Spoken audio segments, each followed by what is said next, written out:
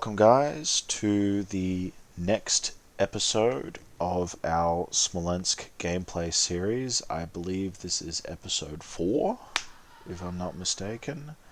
And my name is Ari. And I'm Heinrich. And as you might remember, we are currently at the midpoint of turn 1. The German turn has been concluded, and we are now at the beginning of the Soviet turn. So I think what we can start with is a bit of a description of the strategic and tactical situation from the perspective of the Soviet player and go from there. So you ready, Heinrich? I am. All right.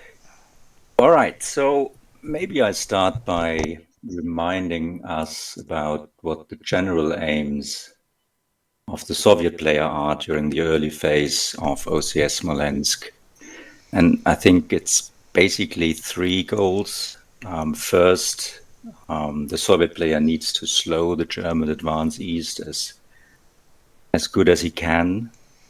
Second, he'll try to make the German players spend as much supply as possible, because eventually, even though the Germans start out with a large stockpile of supply points, they will run short, and that will mean that they cannot fuel every division. So that is also a way of slowing down the advance east. And the third goal, that's particularly important for the first 2 or 3 turns of the game, is the Soviet player should try to save as many of his frontline units as possible. You should try to get them back east into safety. Now, that's a bit of a problem, in particular on turn 1, because during this turn, the movement allowance of all Soviet ground units is halved. So I can try to run, but I will not get very far and probably be caught in the open. So there's 2 tools, I guess, I should talk about them now, that I can use to help with getting units back east into safety. And the first one is rail movement. The Soviets have a rail capacity of 2. I think this later is increased to 3 or something.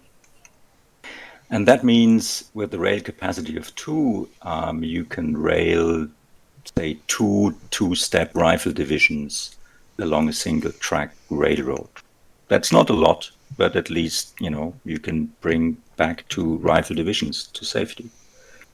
The second tool that the Soviet player has at his disposal, and that's arguably more important, the southeast and the northeast boxes. So what the Soviet player can do, he can move units off the southern edge of the map, or indeed off the northern edge of the map, into the so-called southeast and northeast box, respectively. Now, on the following turn, these units can return to the map from the southeast box or the northeast box, and they re-enter, if they come from the southeast box, along the southern edge or the eastern edge of the map, and if they return from the northeast box, they will enter along the northern edge or the eastern edge of the map. So that's a great way of moving units a large distance. And as you can see, if we look at this region here, there's actually quite a few units who start the game close to the southern map edge. So I will be moving some of these units off, and in the southeast and the northeast box, they'll be safe from the nasty Germans, and I can then let them re-enter further east. So those are the 2 tools I'll try to make use of to get units to safety: rail movement and use of southeast and northeast boxes. Okay, so let's look at the situation that we find ourselves in after turn 1. And I want to start with the Mogilev area. So down here, the Soviets are still occupying all the important bridge hexes. So Mogilev itself still has a stack with Soviet units, and also the bridge at Bykov is still in Soviet hands.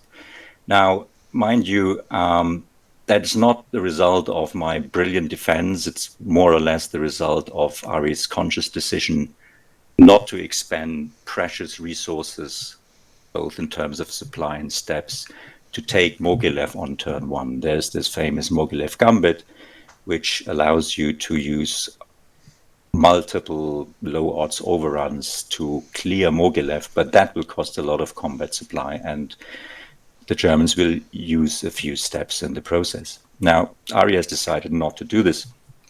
Now, this means there are no bridges that he can use to cross the southern Dnieper, but of course, he has moved several units up to the river, and he can essentially then, in his second turn, place a bridge marker there. The Germans have 3 dual-purpose markers available, which can either be used to place a bridge or to place an airstrip.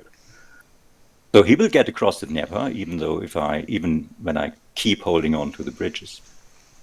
But using those bridge markers has a slight disadvantage over a real bridge in the sense that they do not negate the cost of crossing the Dnieper completely.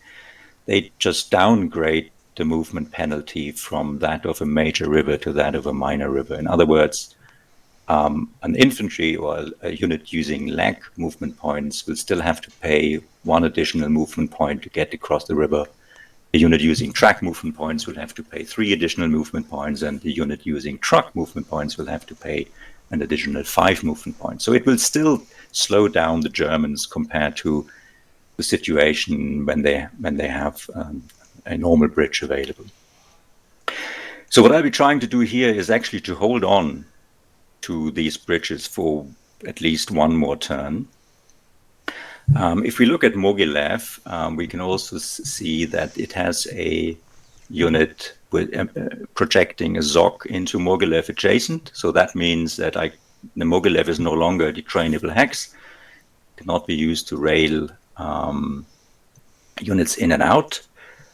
At the moment, it is also cut off from a supply. So there's actually another, let's just put that on top, another unit with a zone of control on the other side of Mogilev, blocking all supply traces or blocking the path that I would have to take to trace supply.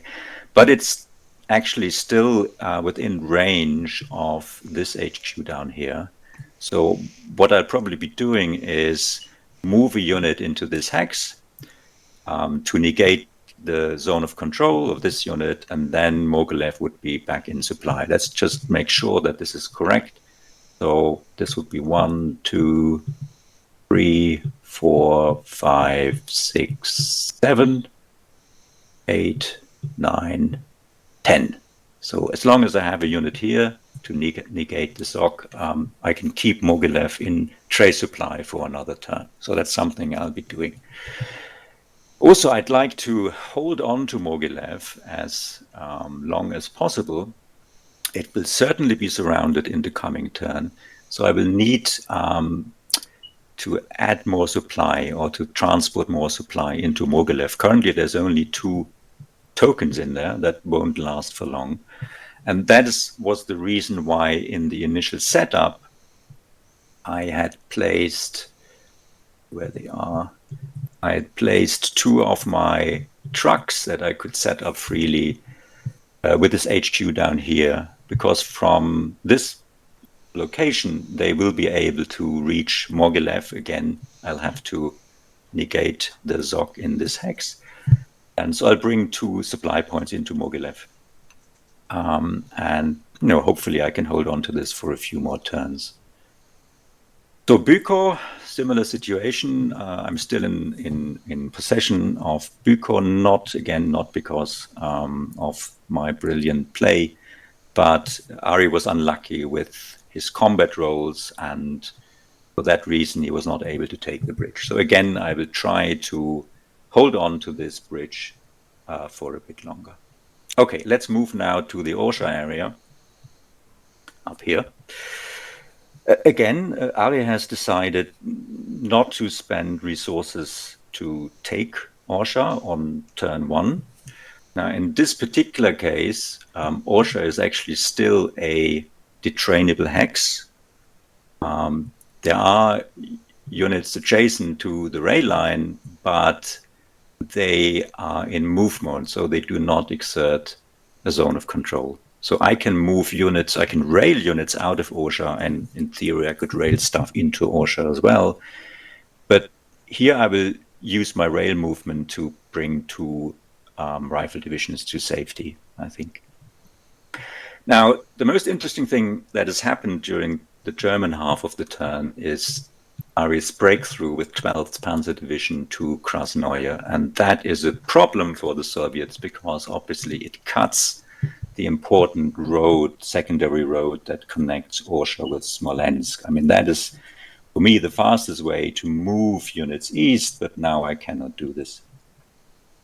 So we have to think about what to do here, and I'm tending towards trying to counterattack this hex. I have some intelligence about this. I know Krasnoye was attacked in the exploitation phase of the German player turn, and I remember that the combat strength of the Germans was 6. So presumably what we are facing here is, in addition to this Aufklärungsunit, there's probably a move mode motorized infantry regiment in this hex as well. So combat strength is 6. If I manage to disorganize this stack using artillery or air barrages, that would go down to a combat strength of 3. And I think I can probably get quite decent odds that might make a counterattack successful. Now, I'm playing the Soviets, which means that I'm always at a disadvantage with regards to the action rating, and there's an action rating 5 unit in this hex, so I absolutely have to be able to disorganize this stack by air or by artillery barrage. Also, I should plan to attack this hex both in the combat phase and in the exploitation phase to make sure that I can clear this hex, or at least have a higher likelihood that the attack will be successful. If I then be lucky enough to win initiative in the second turn and the road is cleared, I could maybe try, moving those units further east that are currently in the Orsha area. Also on the second turn, my movement allowance is no longer halved. Okay, now another reason why I think a counterattack here is prudent is that the 12th Panzer Division is in a bit of an exposed position. It moved here in the exploitation phase, and currently it does not have trace supply. So the nearest HQ is this one up here. Important bridges are still occupied by the Soviets. So at the moment, the German player cannot throw supply to 12th Panzer Division. It has already spent 2T for its attack in the exploitation phase of the German half turn, which means these probably came from the organic truck, which I would think there's probably only 2T left at the moment.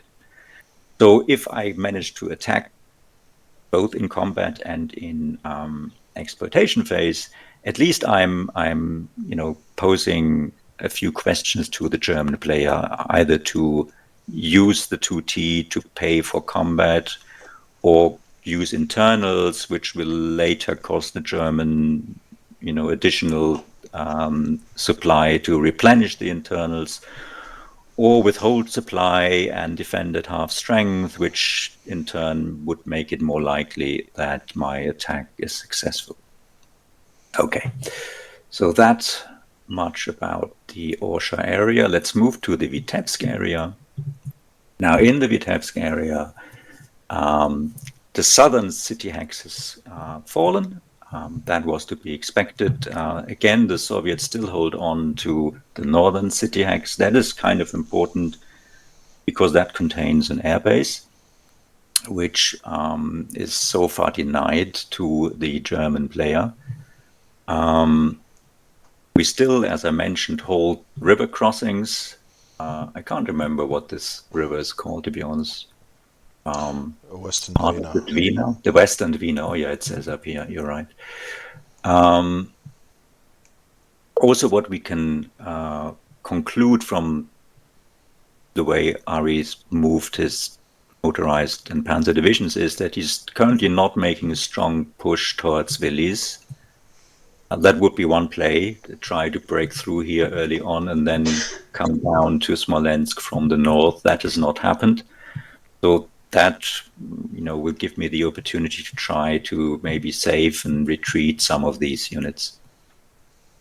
Coming briefly back to the airbase. So airbases are in Vitebsk and in Orsha as well as in Mogilev, and they're all still in under Soviet control. So a consequence of this is that the German player has not been able to base transfer fighters there. So there are currently no patrol zones over the front line, and for that reason, I will be able to conduct an airstrike on this one hex that I plan to counterattack. Okay, so overall, I'm quite satisfied with the situation after the German half of the turn. Again, it's not because of my brilliant setup or anything. It's just decisions that Ari has made. I mean, he's now not spent a lot of supply, which means he's more supply available for devastating second and third turns. Okay, do you want to add anything to the general situation? No, I think you're right. I think your observations are astute. You do point out some mistakes that I made. For example, I wouldn't call with them mistakes. no, no. Well, this is an obvious one here. The 17th Panzer Division. I'm pretty sure these guys moved out in reserve, and I mean, if I'm remembering correctly. So really, the placement here. Never. Oh, I have made a fog of war mistake. Oh, I didn't make a zone of control mistake. I made a fog of war mistake. there goes my plan. I was about to give an explanation about how I clearly didn't look. All right. I didn't look at my zone of control implication properly, and I accidentally allowed a pathway in. And as it turns out, I am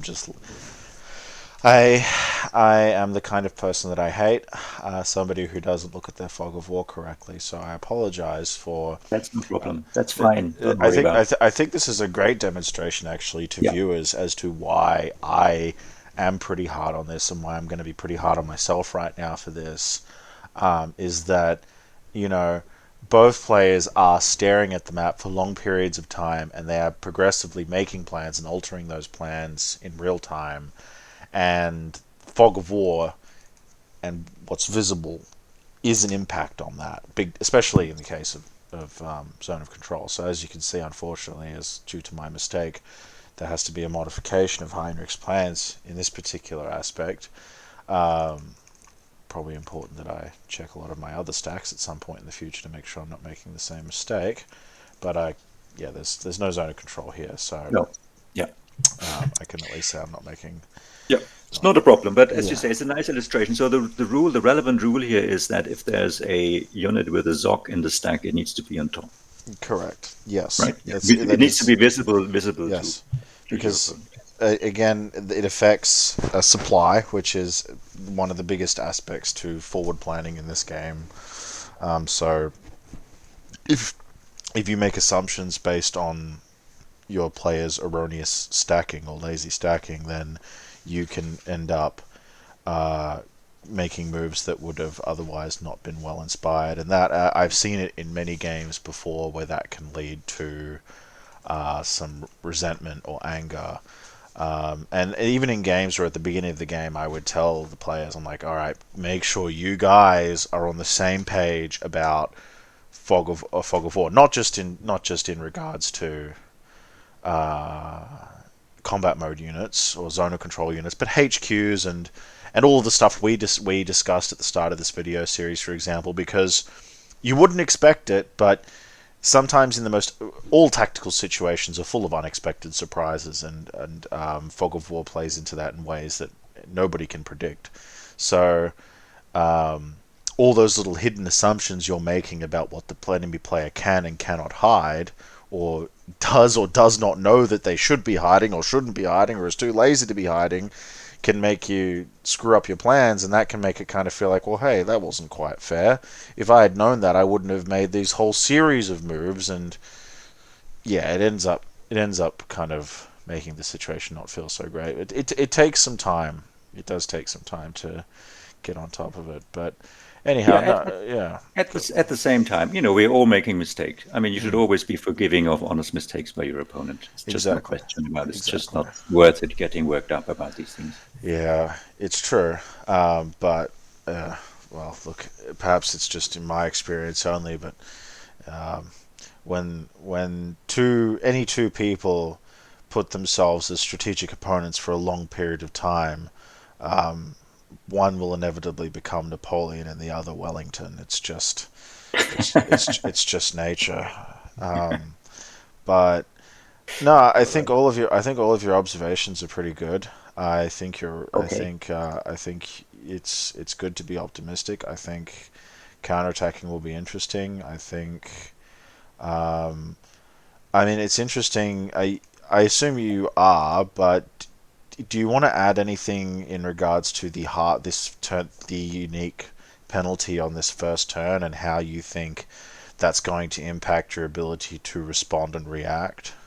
You mean the half movement allowance? Yeah, yeah, correct. Yeah, Yeah, I mean, essentially means I will not be able to move very far. I mean, right. it has certain other ramifications that I guess I'll allude to when I'm actually moving units. Hmm. So, That's so do you think that, as opposed to having a general attack strategy across the whole game, yeah, okay, this first turn, the fact that things are just forcibly so static because of yeah, this inability to, I mean, the historical narrative is like the historical, the shock, yeah. inability to respond.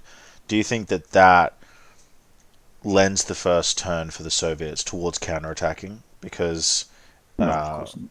well, I mean, like a lot of the counterattacks that you point out, they're really the best of all options. Even if like running away might have been a better option if you had the movement allowance.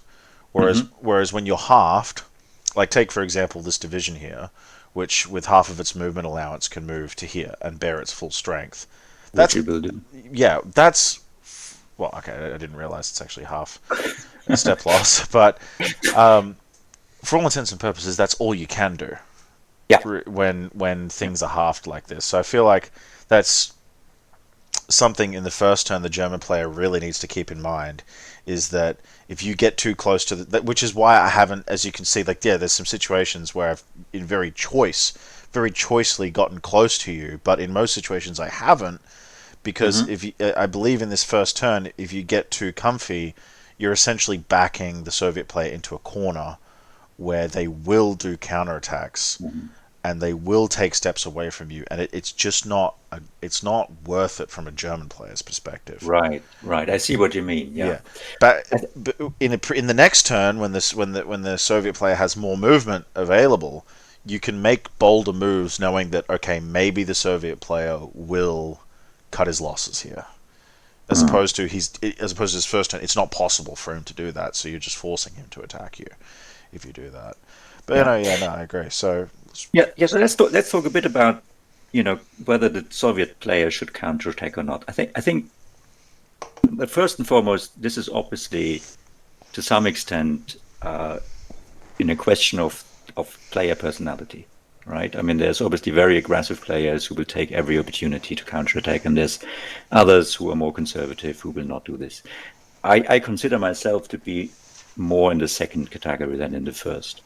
However, I think there's also another psychological aspect to it. If you never counterattack, then the German player will change his style of play, if you know what I mean. If he knows that this guy is not counterattacking, I don't have to be quite so careful, and I can overextend myself a bit more. So I think it is important to counterattack at least, some of the time, right? Just to, so that the German player doesn't really know, whether counterattacks are coming or not. The second thing that is argues for doing some counterattacks is, of course, that will force the German player to expend combat supply. So it's another way of, if you like, of slowing the German advance down, not because you are likely to kill many steps, but because the German player will have to use supply for the combat, right? And then, if he doesn't have any supply, he can't move his mobile forces forward. Right. So, and I agree with what you said. Is because the Russians can't move very far on the first turn, they're probably more inclined to counterattack on the first turn. Okay, so shall we roll some dice? Right. Yep. So I think Actually, I need to refit first. Sorry, yeah, we need to that's start the first up, refit. aircraft Yep. refit. So I'll let you go ahead with that. Yep. Got something here in Smolensk.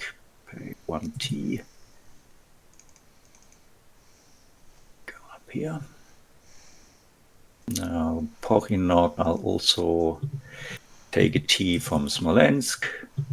Refit these guys. Boslavel, I think, has a supply point. And we refit these guys.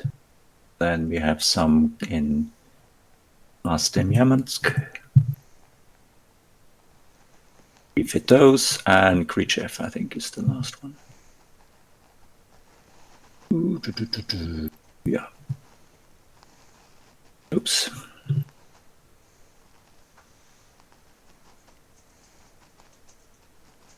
Okay. I think that's it. Did I miss any? I don't think so. No. Okay, so that was the refits, which brings us to the reinforcement phase. And my variable supply roll. So do you want to start Actually, with the let me start did you start a log? Shall I start a log file? file? Yeah. No, I haven't been running them. I don't think they'll be too necessary. I have save games, and I think that'll be Okay. enough. All right, just The start. videos themselves are a log file of sorts. Sure. Yeah, that's true. Okay, so variable supply. Can't spell.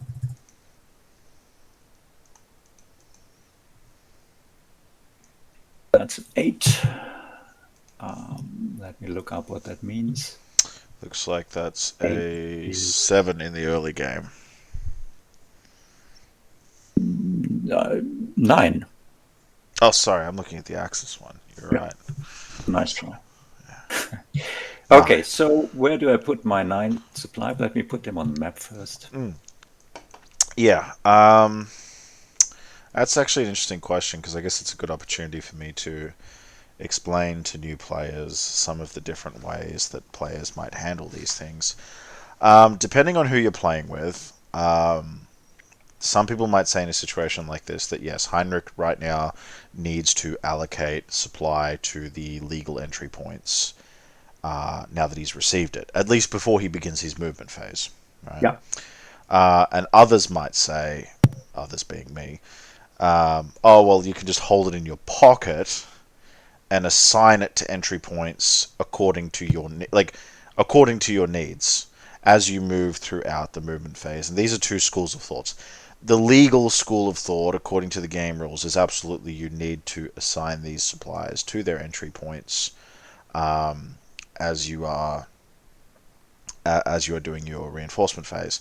And there are justifications for that. I mean, there's sort of a strategic challenge to meeting out your supply in the correct axes, at the correct, because especially as a Soviet player, you know, there are a lot of places to enter your supply, but they are not adjoining or adjacent a lot of the time. Like if you are sending supply to a particular axis of the map, whether that be on the southern edge or the northern edge or the eastern edge, it's going to be difficult to transport that somewhere else if you change your mind about where it needs to go, basically.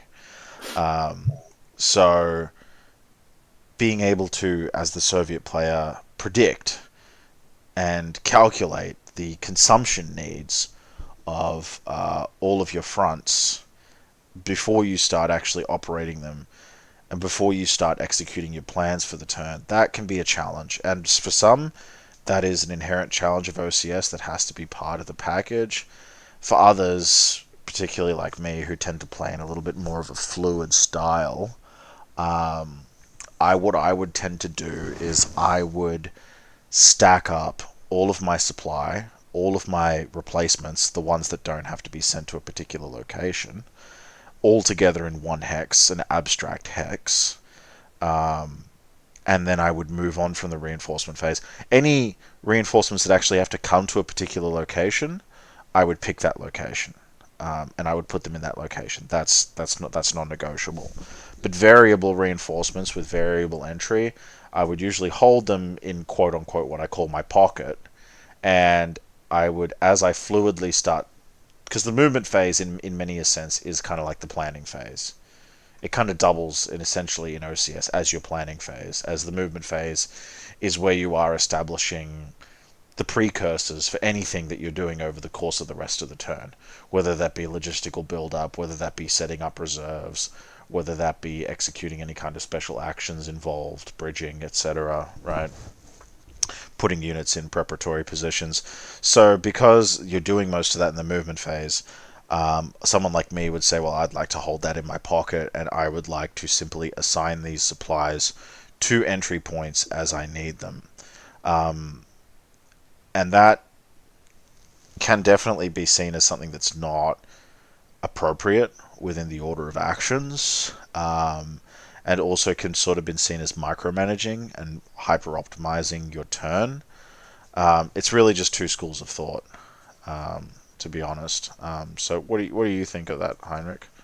Well, it's very, very easy. The rules are very clear. I'm German. I have to follow rules. So the way the way I'm playing this is as you described. You know, I put down all my reinforcements during the reinforcement phase, and it's not a big problem in this game. I don't think. No, not as the Soviet player, unless you're really on the Right. ropes and you end up in a Yeah. hand to mouth situation where you're seriously consuming all of the supply that you're receiving every turn. Which I've had games like that as the Soviets in Smolensk, but that was when I was playing hyper aggressively, with multiple Right. counterattacks, Right. multiple Yeah. fronts every Yeah. turn. Okay. I can see that happening then. Yeah.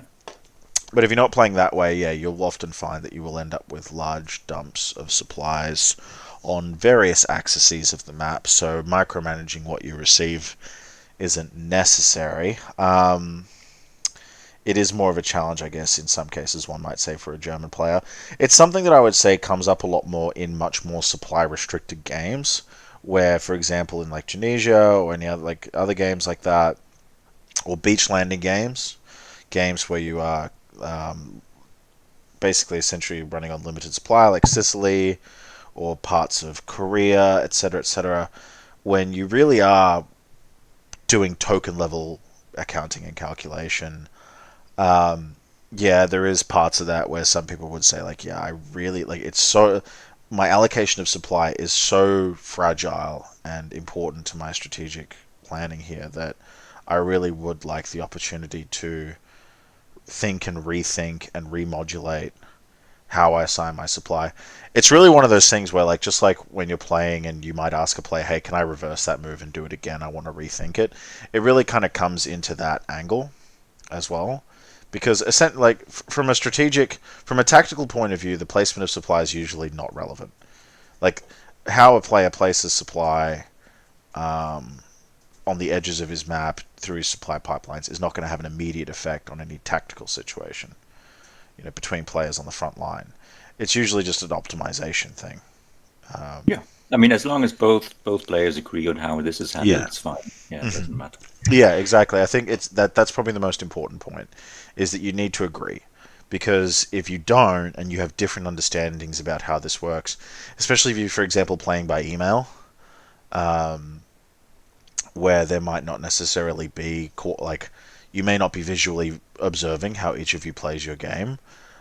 If you have a different understanding of how this works, one side may actually be getting a significant advantage over the other in terms of being able to optimize their logistical networks compared to the other, which kind of has to play a half guessing game, so to speak. Well, Yeah. all right. So I have put out the supply points I have available. Now in Smolensk, I get to place 1 SP in each minor city or in each city hex, provided it is connected by a functioning rail line. So that allows me to put 1 SP into Orsha, right? Because there's no unit adjacent. Good question. It's a good Oh, question. actually, no, it doesn't. It doesn't because, for the same Yeah. reason. It's because you have a ZOC, so that's I can't do that. Yeah, but I can place 1 directly into Smolensk. I can place 1 into Roslavel, I think. That's also a city hex, right? Mm-hmm. And the others I have to place at the map edges. Now I will put 1 up here. And the reason I'm doing this is because I know I'll be trying to move this artillery unit here in Gordok off the map into the northeast box. And for that, I need some fuel. Now, there's still some supply in Gordok itself, but I'd rather use that to bring more supply into Vitebsk.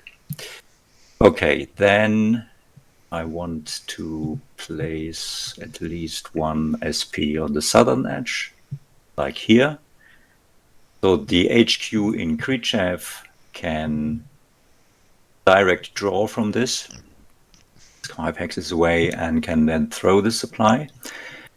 And that means that the rest of my supply, which is 5 SP and 3T, I will place down here, south of Roslavel. Now, some players might wonder why I place my supply down here as opposed to, say, at the eastern map edge here. The reason is that I probably will need most of my supply in the center of the map, i.e. in Smolensk, because an HQ from Smolensk can throw very, very far. And the distance between the southern map edge here and Smolensk is smaller than the distance between the eastern map edge and Smolensk. That's the entire reason. Okay, so that was supply distribution. Now I'm rolling for variable replacements. And that's a 6, which probably is nothing. Let's check. 6 or less, nothing, no replacements. And then I get this roll for special replacements, which is a single die roll. And that is a 3. And that means I get a division and an alarm unit. So the division comes back with 1 step, I believe. Correct. Russian dead pile. Oh, I still have a division there. Mm. You know what? I don't have a division in the... It comes no. It comes from the It comes from Russian off-board boxes. All of your dead rifle divisions get their own special yes, dead pile. I remember now. I was just surprised to see there were no revisions in the dead pile. I thought, I did even better than I thought. They've all been going to their own private dead pile. Okay. Oh God! And as luck would have it, I'm drawing a action rating 0 division. So let me place this here for the moment. I'm adding a step loss marker to it. Okay. They can enter at any HQ which has trace supply. There's an HQ here, and this is where I want this to be. And the reason I'm placing this here is, sorry. The reason I'm placing this here is as we briefly mentioned before, I'm planning to move the 1222 Rifle Division out of this hex, and I want the HQ to be a bit more protected. So I need some more steps in there. Okay, the other thing I'm getting is one of these alarm units, and I guess I also put it here.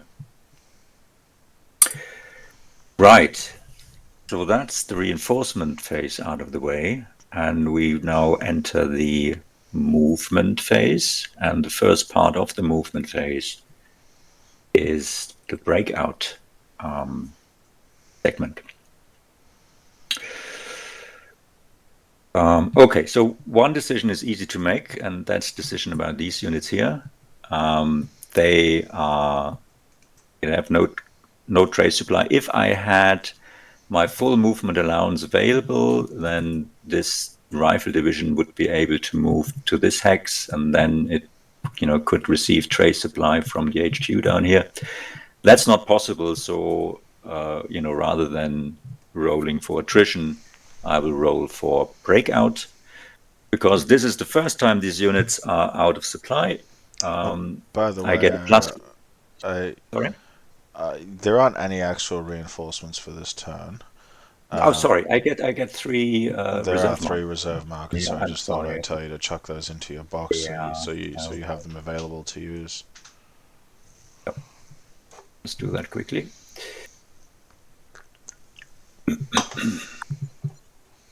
Okay.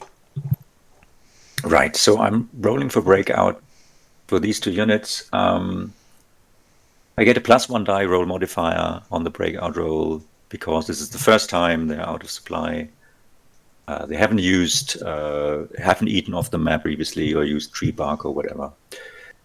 Okay, first unit, and it's a single die roll. With the die roll modifier, this means that on a roll of 4 or higher, they make it. Top unit doesn't make it. Bottom unit doesn't make it. They all die. It's okay. In this game, the infantry divisions never really die. They just get rolled back in. Yeah. Okay, now I have to think a little, because I thought that... no, it's still fine. Yeah. So Orsha, even though I cannot rail stuff in and out because this unit and the ZOC blocks the rail line, the ZOC can be negated for trace supply purposes, right? Would you agree? We remember Correct. that? Yes, that is part Yeah. of the rules. So all of these units, they can still trace back to Orsha, and therefore there are no other units that are eligible for breakout. Okay, which brings us to the mode determination and movement segment proper. Okay, I'll start in the south, I guess. Mm-hmm. No, I changed my mind. Let me start in the Orsha area. I think that makes more sense. Okay, so as I discussed before, I'm trying to set up an attack against these guys here. Now, there's an action rating 5 unit in the hex.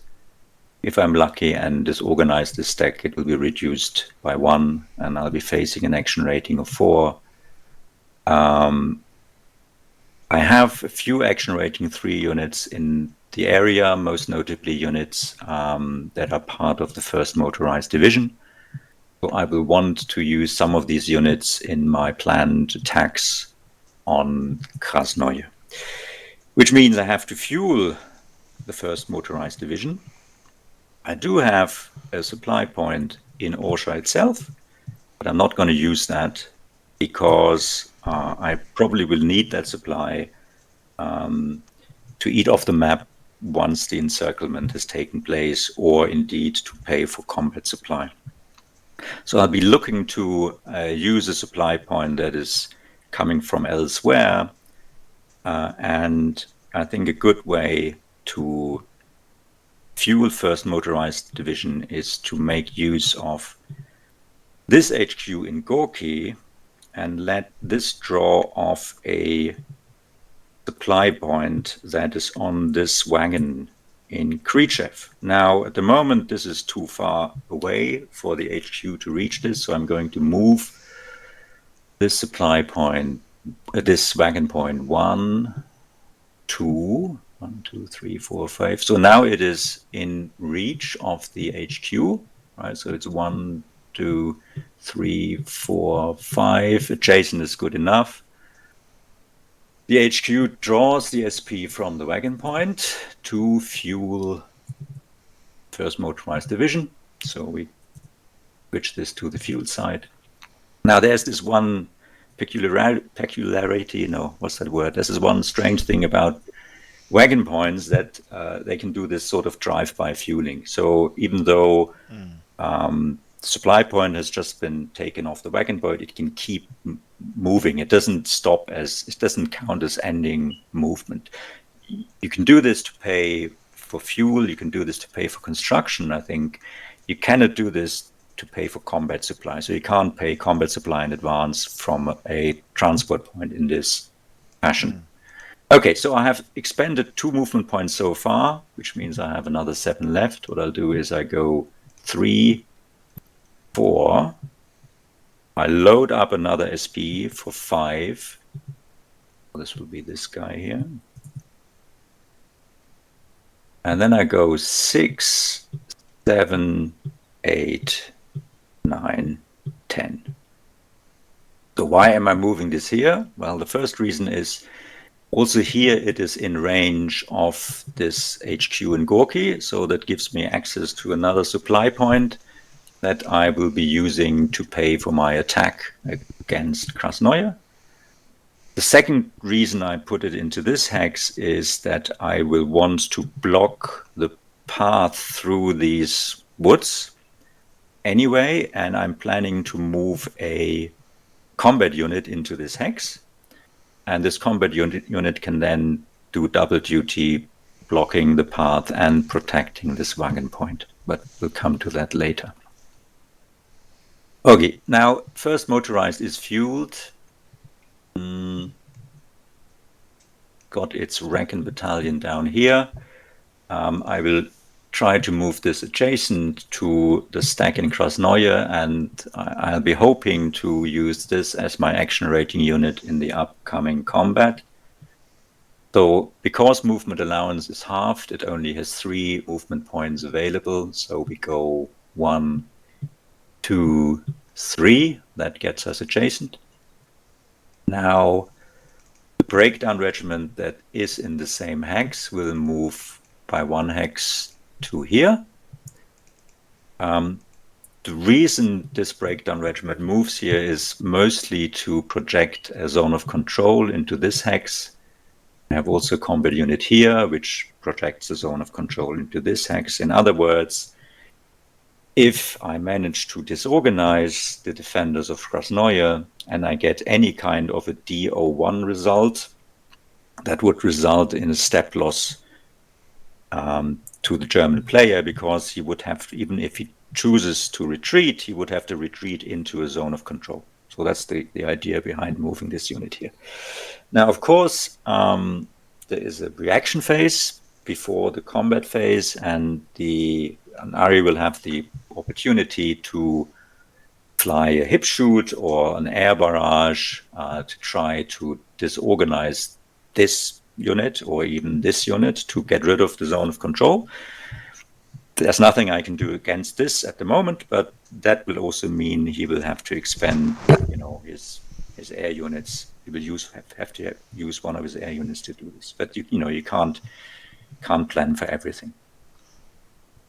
Okay, so we already discussed my next move, and that is this step 1, a 1-step rifle division, which can move has only 1 movement point available, and that gets it to this hex here. Here it joins a breakdown regiment, which it can absorb, and that obviously increases then its combat strength from 6 to 12.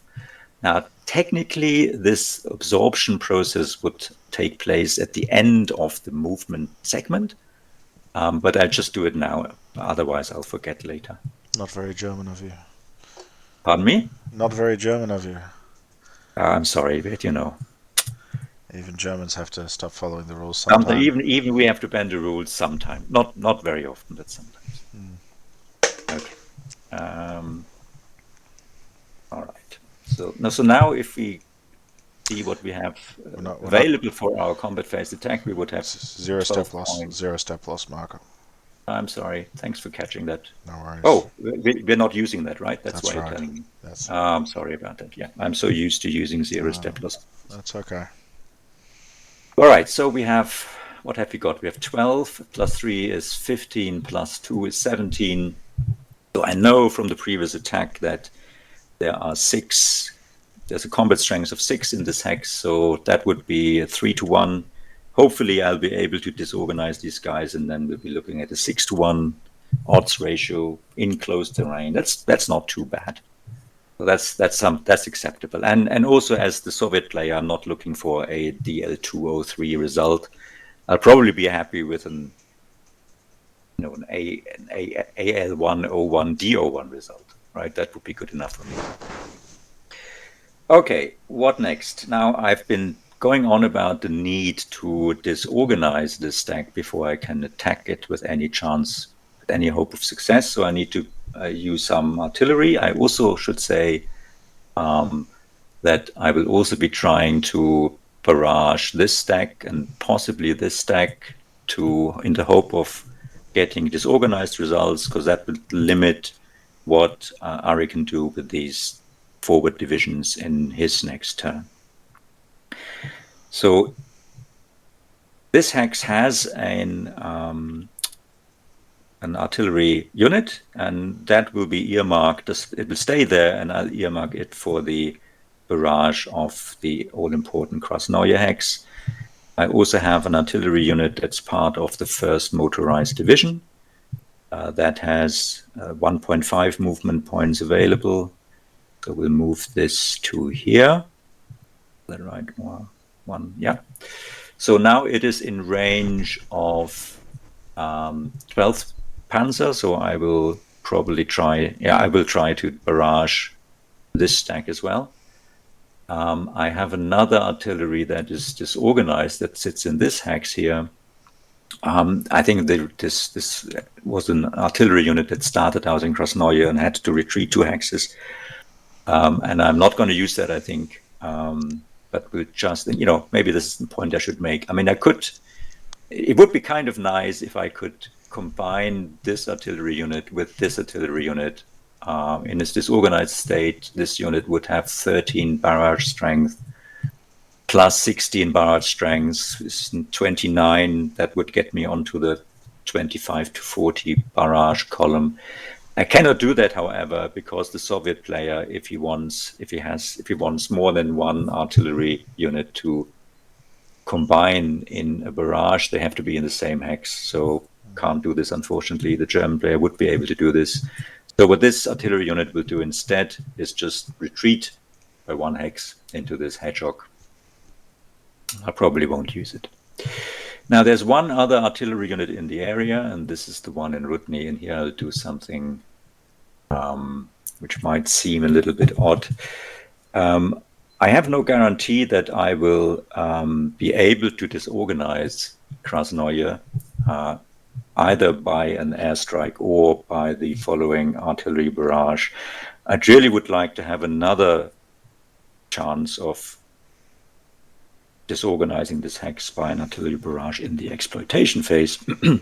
So that means I have to put an artillery unit in reserve. So what I will do, and that will look a bit strange, I will use my first reserve marker.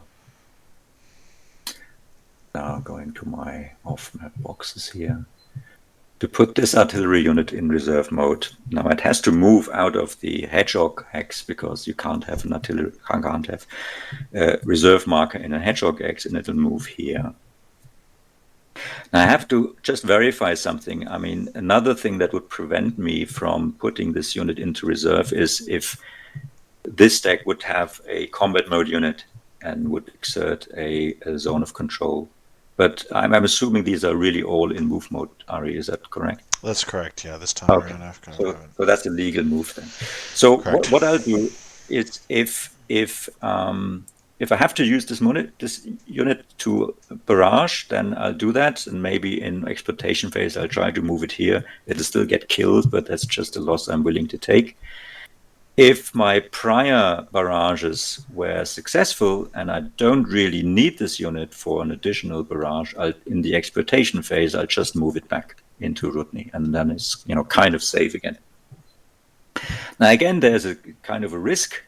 Ari could subject this artillery unit to an airstrike in his reaction phase, knocking off the reserve marker, and then it's stranded and sure to die. Again, as I said, he doesn't have that much air power left for his reaction phase, and he can't do everything that he might want to do. So it's kind of a calculated risk, I guess. Okay, so that's the artilleries that I'm going to use for my big counterattack. Now, I've already set up units for an attack in the combat phase. I now want to set up units for a follow-on attack in the exploitation phase. So again, let's start with first motorized. I have two nice tank units here. Another motorized infantry unit with an action rating of 3, which again is very important.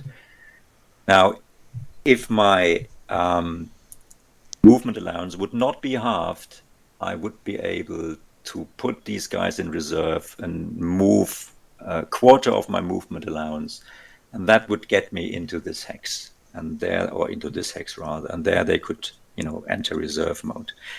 Now, because my movement allowance is halved, these two armored units only have a movement allowance of 2. 25% of that is well, they're in a zone of control anyway, so they can't. Damn it! There goes my plan. You're right. So in my pre-planning, I didn't consider that. Okay, so I can't do that. Okay, right. Let's put that. Make a note here, mental note, and I'll move to another deck. I make that mistake too. It's an easy mistake to make because even the rules say that you can move units into a hex together and economize 1 reserve marker. It's an easy mistake to think. I'm not saying this is the mistake that you made, but I make this mistake often, that I think, oh, well, they're actually entering reserve mode when they're entering that 25% No, hex. I knew that. Yeah, I knew that. It's just it was still stuck in my mind that there's no Zok here. That's why. It's my bad. So I'll do it differently. There's another action rating 3 unit in OSHA itself. I'll put that in reserve mode and movement mode, so it gets there. Hang on, let me just half. No, actually, I can put this in reserve mode and move it here. So, which means that in the exploitation phase, it has again 1.5 movement points left, and that'll get me to this hex adjacent to the hex I want to attack. And I also want to put these 2 tank units in reserve mode, that they can join the attack in the exploitation phase. Now, these are independent units, so I need to they need 1 T to fuel up. Again, I will use supply on this wagon. Again, the supply will be thrown by the HQ in Gorky. Let's just make sure the distance is there. 1, 2, 3, 4, 5, 6, 7, 8, 9. Okay, so we're good for that. I'm taking off the first token. Flip this to move mode side, and I can move 2 hexes. So, again, 25% of my movement allowance I can use, so I can move it into the same hex. And I'll do the same for this one. So pay for fuel, flip to the move side, and join these guys here. Okay. Right, so let's see what I've got. So in the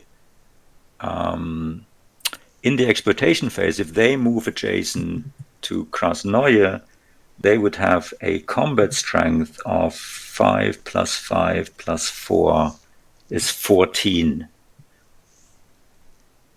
Assuming that I've managed to DG these guys, then we're looking at a 4-1, unless there was already a step loss. We'll have to see. Okay, so now what I'm going to do with first motorized, the rest of first motorized. Since I can't put them in reserve, I think what I'm going to do with them is just try to move them on the road.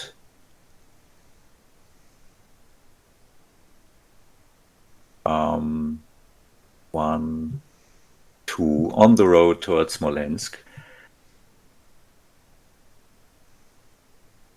Now, if I'm successful, then I'll be able to clear this road. And another big if I go first on the second turn, they could make it to safety by moving along this road. The alternatives I would have is to try to move them via this way, but then they would, end up somewhere here or even out in the open, and I think they have even less of a chance of surviving there. You bring up a very interesting strategic point there.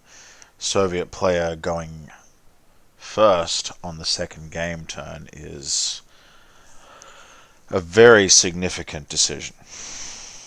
One that has to be weighed very carefully as Sure. part of an overall strategy, as handing that opportunity for a double turn over to the German player in the early phases of the game can be decisive. Yeah, it's true. But there are with the restoration of the Soviet players' movement allowance, there are very compelling reasons to take that double turn. But Yeah. it is the most contentious double turn you can take. I completely agree. It's probably the most important decision that you can make in this game. Okay, so moving on, what are we going to do with the other units that are in OSHA?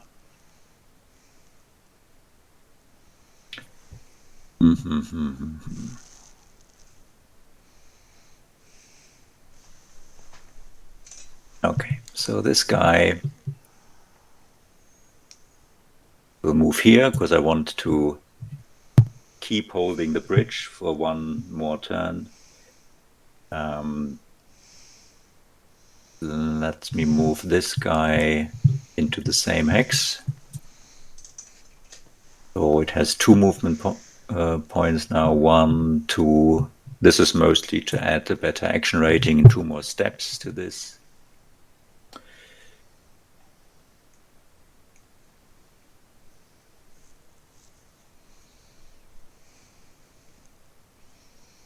Okay, let me move the rifle division out of OSHA, starting the track east. Also here, it protects the artillery unit.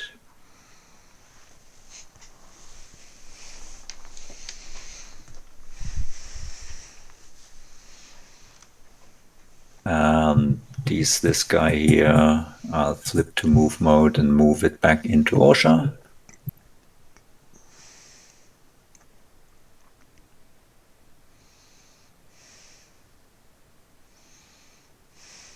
This guy here flips to move mode and at least moves back into a hedgehog.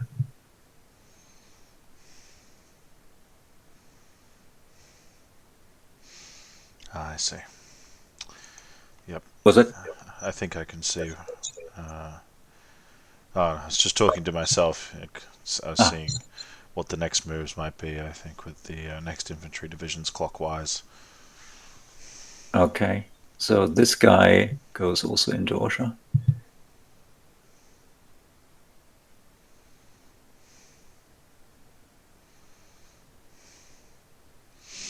Right, and in my, cunning plan, I planned to rail out these two. which I now can't do, because they could have used half their movement allowance to make it into Orsha and then get the hell out of Dodge. Now I have to rethink what I'm doing with those. 1, 2.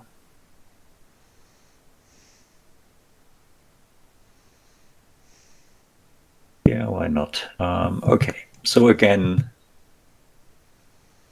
going to filter. Should I do this? Okay, this guy I'm going to put into move mode and move 1, 2. And I guess this guy here, I'll just move it back 1 hex into Orsha. Okay.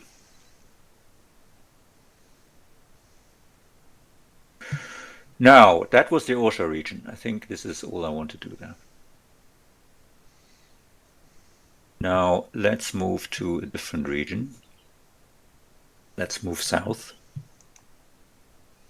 to the Mogilev Khrushchev region. The first thing I'm going to do is make use of my rail now. I'll be railing 2 rifle divisions east, and I select one from Gorky, and that will rail along the single track railroad. And even though this has 2 steps, it will only consume 1 rail cap, because on its movement side, it's lag movement and it's not greater than 6. They are halved in terms of transport equivalence. And this guy I will move to Pokinok. And then I'll also rail this guy here from Chosi, and that will go to Roslavel.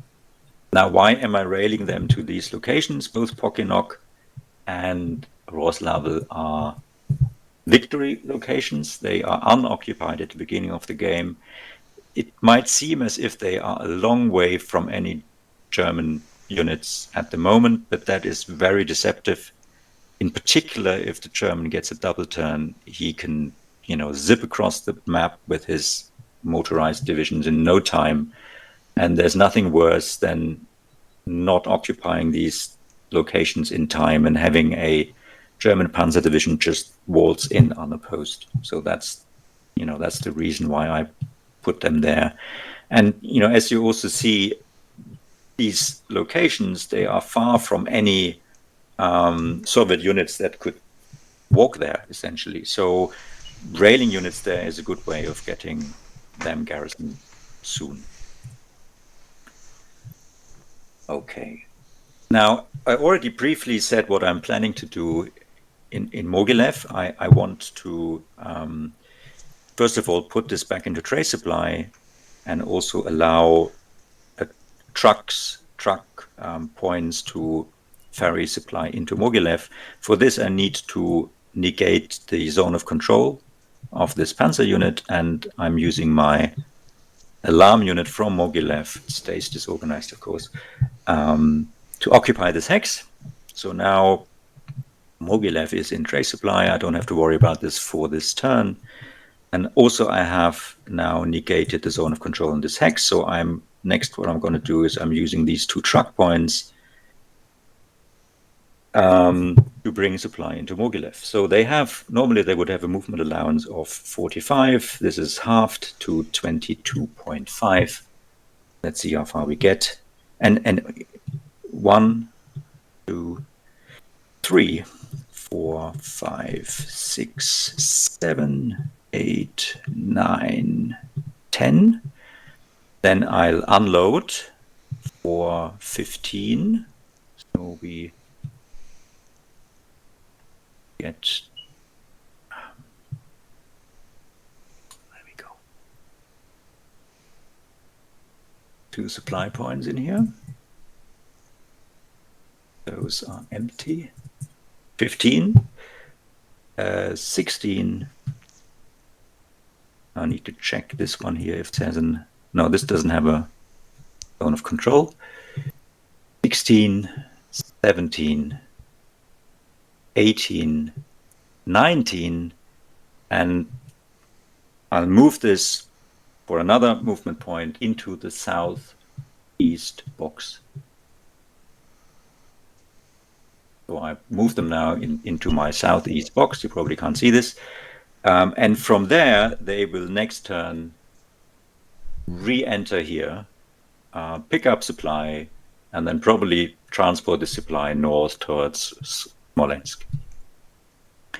Okay, so now we have a decent stack of supply in Mogilev.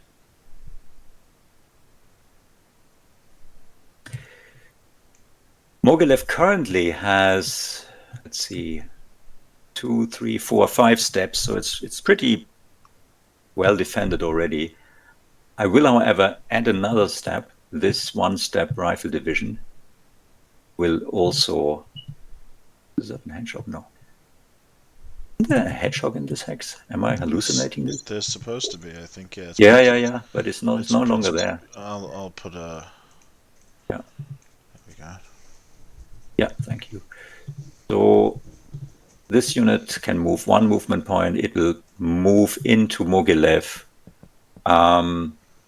It's a one-step unit. Mogilev already contains a breakdown regiment. They cannot absorb now because the breakdown regiment is in disorganized mode, and the parental division that just moved in there is not. Essentially, at the end of the cleanup phase, at the end of my turn, this absorption will take place. I'll probably forget, but just to let you know. Okay, so what else? I'd really like to, save this division here. It's an action rating 3 division.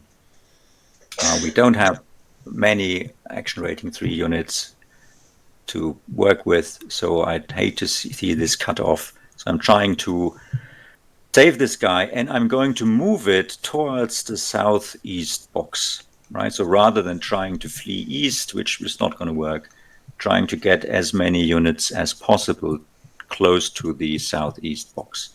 So this division in its move mode side, in move mode, has 5 divided by 2 is 2.5 movement points available. 1, 2.5. Okay, so it's on its move side and quite vulnerable, but at least it's sitting in very close terrain in a swamp hex. Okay, what else? Now the division that is in the same hex will move by 1 hex south, 1 hex closer to the southeast box.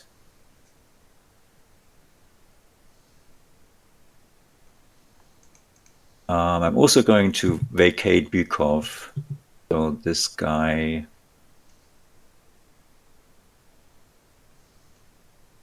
Going to move this here so it can, after the DG marker is removed during my cleanup phase, then this stack will have at least an action rating of 2. Of course, these guys are still DG. And the paras I will move into the hedgehog hex to guard the bridge. And these guys I will move in the opposite direction that you might expect. I'm actually going to move them here. So what I've done here is I've kind of formed a conga line along this road. These units are now pretty close to the southeast box, again, depending on who moves first next turn. Some of them might make it off the map. Of course, I will be able to move units down there and encircle this entire group. However, if he does that, it probably means he will have to use 1 to 2 motorized panzer divisions. And those will then be divisions that can't move east, that can't advance towards the victory locations. And that is the reason why, rather than trying to bunch these units up in 1 or 2 hexes, I actually have 4 hexes that need to be surrounded, because that will cost the German more units to effect an encirclement. That's the idea behind this. Okay, now let's move some units into the southeast box.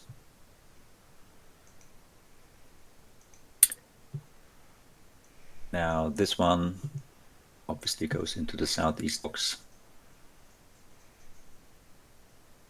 This unit flips to move mode 1, and off is 2.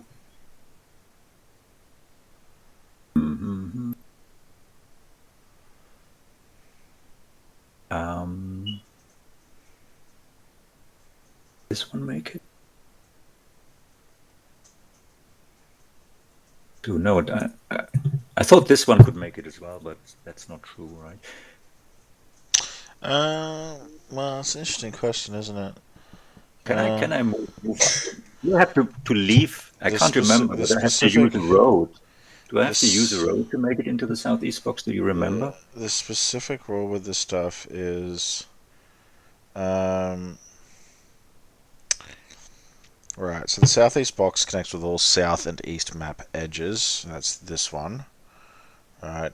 And then you enter these hexes by spending 1 movement point. So essentially speaking, you need to reach this hex and still have a movement point remaining. Why can I not go via here? There's no reason why you... hold on. So the question is, do I have to use a road or a track or something, or can I just move off the map edge? That's a good question. I'm pretty sure it says somewhere. Okay. Map supply source X in the boxes. Ground units. Next to all, yeah. Map edges. This is entry hexes, but that's a different matter. Alright. Off map boxes. Edge boxes. Map edge supply source. Oh, sorry. During their movement phase, Soviet can move between one of their map edge supply source hexes. Okay, got it. Yeah. So and those are delineated by roads. Yeah, fine. That will not be able to make it into the southeast box, but I can make it until here, I guess. It needs to stop. It can move off next turn. Okay, now I have a bunch of units that require fuel to move down here, and also I'm going to move units here and here. So I'm fueling this HQ, which will be able to reach all the units that I want to throw fuel to. I'm going to use this SP to pay for this. Now this guy is fueled. Oh. And this unit will now also move into the southeast box. On this one, same thing. 1, 2, yeah, they're good. And these guys as well. 1, 2, 3, and another one to get off. This unit will just slide into here.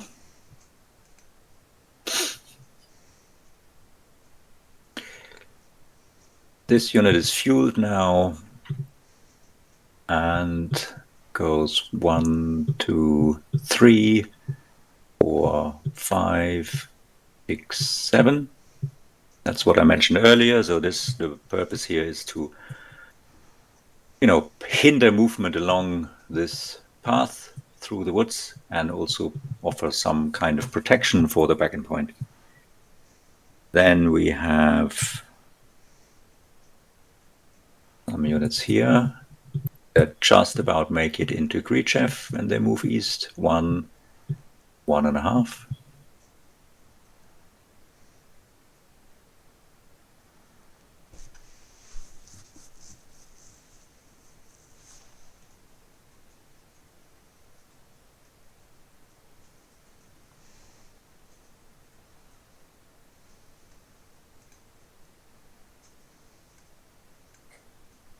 What's next? Okay, so here this unit can move off the map, goes into the southeast box. Leave the others there, I guess.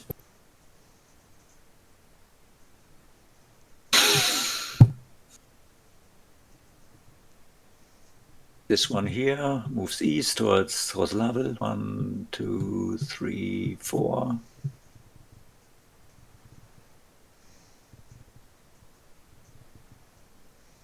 There's also an artillery unit in Khrushchev itself.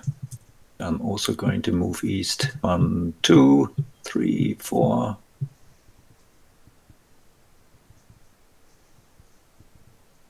Okay, this guy goes here to protect the artillery unit. I mean, I could try to move this artillery unit, but it'll just end up in move mode in the open somewhere here. And you know, I'd rather move it next turn than it has twice. I mean, it's normal movement allowance, and then it'll be able to move much further. So I leave this for here for now. Okay, I think that is all I want to do in the south. Okay. Now I would have to take a little break. Is that okay with you? Yeah, I think we could probably wrap it here for now. Yeah. How long have we been going on? I think it's been an hour and 20 minutes. So Oh my God. Okay. Yeah. I, Let's break here. I think that's a solid wrap. I think we got through a pretty good amount of the Soviet turn, which is, I think, in many ways bigger than the German turn with more considerations. So it's only natural that it will take a little bit longer.